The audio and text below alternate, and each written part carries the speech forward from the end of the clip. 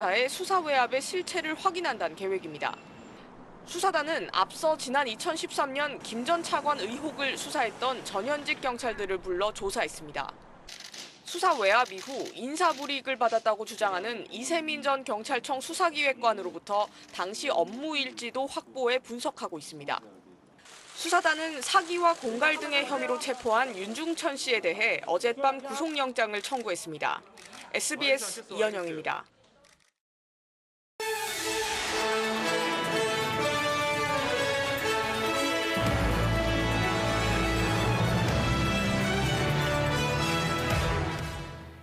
시청자 여러분 안녕하십니까? JTBC 아침 뉴스입니다.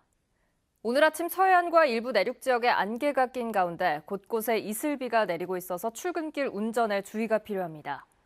오늘은 구름이 많겠고 오후까지 산발적으로 빗방울이 떨어지겠습니다. 아침 기온은 남원 11도, 정읍과 전주 13도 등을 보이고 있습니다. 낮 최고 기온은 18도에서 21도로 어제보다 3, 4도가량 낮겠습니다. 미세먼지 농도는 보통 수준 보이겠습니다. 전주기상지청은 당분간 대기가 건조한 가운데 대체로 포근한 날들이 이어질 것으로 내다봤습니다. 김승수 전주시장이 종합경기장 개발을 롯데에 넘긴 것을 두고 뒷말이 많습니다. 4년 넘게 송하진 지사와 갈등을 빚으면서도 꿈쩍도 않던 김승수 시장이 왜 갑자기 입장을 바꿨을까요? 김철 기자의 보도입니다. 김승수 전주시장은 2014년 시장 취임 직후 송하진 전 전주시장이 추진했던 전주 종합경기장의 대형 쇼핑몰 입점을 반대했습니다. 지역 상권이 붕괴된다는 우려 때문입니다. 이랬던 김 시장이 중소상인들과 사전 협의도 없이 종합경기장에 롯데백화점을 옮기기로 해 거센 반발을 사고 있습니다. 전혀 사전에 협의했다든가 그런 게 없고 다 마음대로 놓고 지금 이런 상태에서 발표는 전날 정치인으로서 어떤 신의를 배신한 것이기 때문에 나는 배신의 정치로 생각합니다. 지난해 김 시장은 전주의 문화도시 지정에 실패했습니다. 2017년부터 추진했던 전주문화특별시 특별법도 감감무소식입니다. 올해는 특례시 추진에 승부수를 던졌지만 특례시 지정도 장담할 수 없습니다. 김 시장 입장에선 특례시 지정을 위해 송하진 지사의 도움이 절실한 상황입니다. 그러나 지난해 송하진 지사는 종합경기장이 개발되지 않으면 환수까지 검토하겠다고 압박했습니다. 국제적인 방법을 모색하고 여러 가지를 조치를 해 나가겠지만 적당한 시기에는 환수 방안도 검토해보겠다는 말씀드립니다. 이 때문에 김 시장이 희망하는 특례시와 송 지사가 원하는 종합경기장 개발을 놓고 정치적 딜이 오간 게 아니냐는 의혹도 나왔습니다. 이제 와서 전주시장이 사실상 송하진 도지사의 계획을 수용한 것은 석연치 않다. 김승수 전주시장은 밀실거래 의혹을 명백히 밝혀야 한다. 특례시라는 자신의 정치적 승부수를 위해 지역 상권 보호라는 명분을 팽개쳤을까? 이 의혹에 대한 해답은 김승수 시장 본인만 알고 있습니다. JTBC 뉴스 김철우입니다. 김승수 시장의 입장 변화에 대해 전라북도는 긍정적인 반응을 보이고 있습니다. 전주시가 발표한 종합경기장 개발안에 대해 기본 구상을 공유했다면서 전주시에 힘을 실어준 건데요. 상업시설도 필요하다는 입장을 내놨습니다. 권대성 기자입니다. 전주시는 종합경기장에 롯데와 함께 백화점, 컨벤션센터, 호텔, 공원을 만들고 월드컵 경기장 옆에 대체 경기장을 짓기로 했습니다. 롯데쇼핑은 50년 장기 임대에 대한 대가로 1천억 규모의 전시 컨벤션과 호텔을 전주시에 기부하며 육상 경기장과 야구장 등 체육시설은 월드컵 경기장 주변에 전주시 재정사업으로 진행을 하게 됩니다. 전라북도가 이 같은 개발안의 기본 구상을 전주시와 공유했다고 말했습니다. 지난 5년간 부정적이던 것과 달리 이번에는 전주시에 힘을 실어준 셈입니다. 전주시가 2005년 종합경기장을 무상으로 넘겨받으면서 했던 약속들을 모두 지킬 수 있을 것으로 본 겁니다. 전라북도는 중소상인 등이 반발하는 백화점 건립에도 긍정적인 입장을 내놨습니다. 상업시설이 함께 있어야 컨벤션 센터와 호텔의 원활한 운영이 가능하다면서 전주시에도 이를 주문했다고 밝혔습니다. 전시 컨벤션 호텔 부분하고 상업적인 지원 시설이 꼭 필요하다. 그런 것은 적극적으로 저희가 어필을 했습니다. 전주시는 종합경기장 개발의 첫 행정 절차로 대체 경기장 건립 계획서를 전라북도에 보냈는데 전라북도는 이 계획서에 검토 의견을 달아 이달 말 행정안전부에 심사를 요청할 예정입니다. JTB 뉴스 권대성입니다. 익산시가 산업단지 진입로 추가 공사비를 놓고 법정 다툼을 벌이고 있습니다. 공사업체에서 공사비가 제대로 반영되지 않았다며 280억 원을 더 달라는 소송을 제기한 건데요. 전체 공사비의 17%에 해당하는 막대한 금액입니다. 김진형 기자입니다. 천안 논산 고속도로 연무 IC에서 익산 3산업단지를 잇는 도로공사 현장입니다. 도로가 개통되면 연무 IC에서 익산 3산업단지까지 운행 거리가 3분의 1가량 줄게 돼 산단 입주업체의 운송비 부담이 덜게 됩니다. 현재 공사 진척률은 60% 수준으로 당초 예정보다 4년 늦은 2021년에 공사가 마무리될 예정입니다.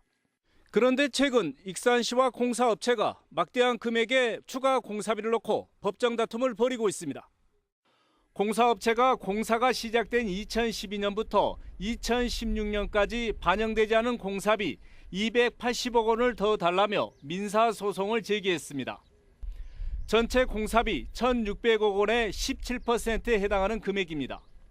법원의 결정에 따라 익산시는 막대한 공사비를 추가로 부담해야 할 상황도 배제할 수 없게 됐습니다. 토출료고 운반비 같은 것을 다시 재정산해서 달라는 것 내용이 약 280억 정도 됩니다. 남아있는 이들 공정에 대해서 설계에 반영시켜달라는 내용입니다. 3년 전에도 익산시와 공사업체가 공사비를 놓고 갈등을 빚으면서 1년 넘게 공사가 중단되기도 했습니다. 양측이 공사는 하며 소송을 진행하기로 합의했지만 공사비 갈등에 갈 길 바쁜 산단 진입도로 공사가 발목이 잡히지 않을까 우려가 커지고 있습니다. JTB 뉴스 김진영입니다. 암 환자가 집단으로 발생한 익산 장전마을 주민들이 전라북도와 익산시에 대한 감사를 청구하기로 했습니다. 주민들이 암 발생의 원인으로 지목한 비료 공장에 대해서 전라북도와 익산시가 관리 감독을 소홀히 했다는 주장입니다. 송창용 기자입니다. 2001년 마을 인근에 비료 공장이 들어선 뒤 30여 명의 암 환자가 발생한 익산 장전마을. 주민들은 공장에서 악취와 폐수가 발생하자 수차례에 걸쳐 전라북도와 익산시에 인원을 제기했습니다. 행정기관의 답변은 큰 문제가 없다는 것이었습니다. 하지만 공장이 2016년 11월에 문을 닫은 뒤 충격적인 사실이 확인됐습니다.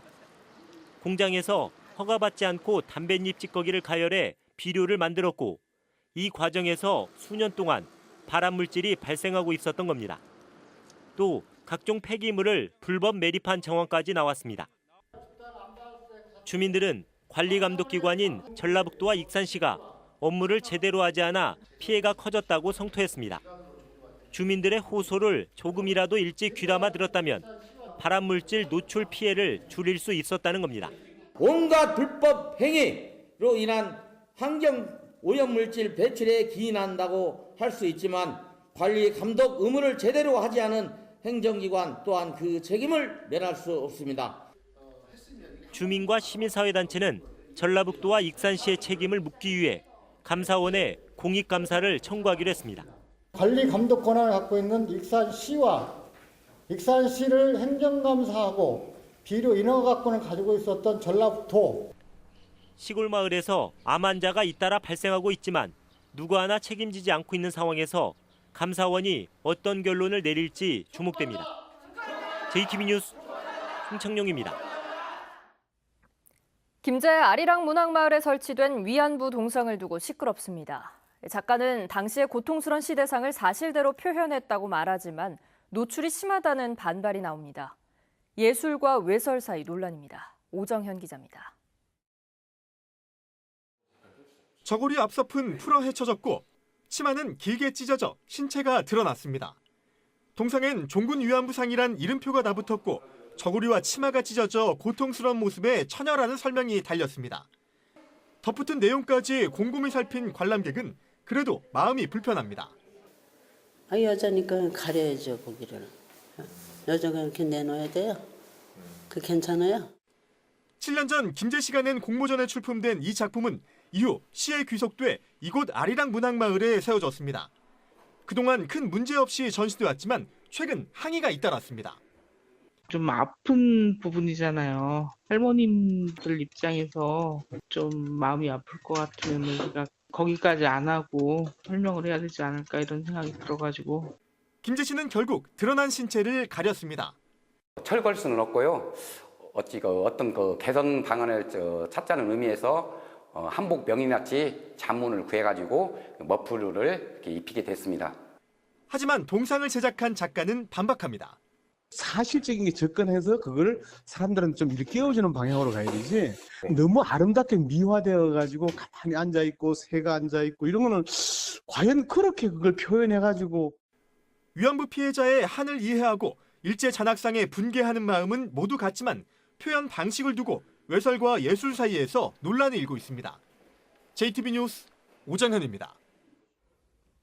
군산시가 SNS를 통해 지역을 홍보할 시민 서포터즈를 모집합니다. 남원시가 이달부터 국가유공자 보훈수당을 확대 지급합니다. 나금동 기자입니다. 군산시가 SNS를 통해 지역업체와 상품, 골목 상권 등을 홍보할 시민 서포터즈를 오는 29일까지 모집합니다. 시민 서포터즈는 블로그와 페이스북 등 SNS를 활발히 이용하는 시민이면 누구나 지원이 가능하며 합격자는 올 연말까지 지역 상품과 지역업체 홍보, 골목 상권 애용운동 등 지역경제 현안에 대한 취재 활동에 나섭니다. 익산시 농업기술센터와 원광대 농업생명과학 커플링 사업단이 상생발전을 위한 업무 협약을 체결했습니다. 이번 협약으로 양 기관은 농생명 기술 증진을 위한 협업, 지역인재 발굴, 현장 실습과 직업교육 등에 관한 내용을 상호 협력해 나갈 예정입니다. 남원시가 조례를 일부 개정해 국가유공자 보훈수당을 확대 지급합니다. 남원시는 보훈수당 대상을 1에서 6급 상위 군경과 4.19 혁명 유공자까지 확대했으며 6.25 참전 유공자 수당은 6만 원에서 8만 원으로 인상하기로 했습니다. 국가를 위해 헌신한 유공자들의 명예선양과 자긍심 고취를 위해 다양한 시책을 적극 추진해 가겠습니다. 제16회 고창 청보리밭 축제가 오는 20일부터 다음 달 12일까지 공읍면 학원 관광농원에서 열립니다. 올해는 축제 개막 전부터 청보리밭 황금손과 트리가트가 SNS를 뜨겁게 달구며 흥행을 예고하고 있으며 축제 방문객에게는 고창군 음식점과 숙박업소 이용 시 할인 쿠폰을 제공합니다. JTB 뉴스 나금동입니다. 최근 전남 여수 산단의 업체들이 대기오염물질 배출 수치를 조작한 것으로 확인된 가운데 이번 사태를 계기로 대기오염물질 배출 측정 방식과 사업장 관리를 개선해야 한다는 주장이 나왔습니다. 전북환경운동연합은 대기오염물질 배출 조작이 전북 등 다른 시도의 사업장에서도 빈번하게 이루어졌을 가능성이 높기 때문에 사업장이 측정업체를 선정해 오염 배출량을 측정하는 방식을 개선해야 한다고 주장했습니다. 또 전라도와 새만금 지방환경청은 대기오염 배출 시설에 대한 관리를 더욱 철저히 해야 한다고 강조했습니다. 고창 아산면 소각장 설치를 반대하는 주민 200여 명이 고창군청 앞에서 2차 걸기대회를 갖고 무기한 농성에 들어갔습니다. 주민들은 소각장을 찬성한 아산면 혐오시설 반대 대책위와 고창군이 맺은 어떤 협약도 인정할 수 없다며 소각장 건설 사업을 원점에서 재검토해야 한다고 주장했습니다. 아산면 소각장 반대 대책위를 출범한 주민들은 9명이 삭발을 한 뒤 고창군청 주차장에 농성장을 설치하고 무기한 농성을 시작했습니다. 지난 15일에 발생한 프랑스 노트르담 대성당 화재를 계기로 중요 목조 문화재에 대한 긴급 점검이 이루어집니다. 전라도는 오는 19일까지 전주 풍남문과 경기전, 김제 금산사 등 중요 목조 문화재 24곳의 소방과 방범 설비 작동, 안전경비원 근무 상황을 점검하기로 했습니다. 또 부처님 오신 날인 다음 달 12일을 전후해 사찰 방문객이 크게 늘 것으로 보고 사찰의 방제 설비도 살펴보기로 했습니다.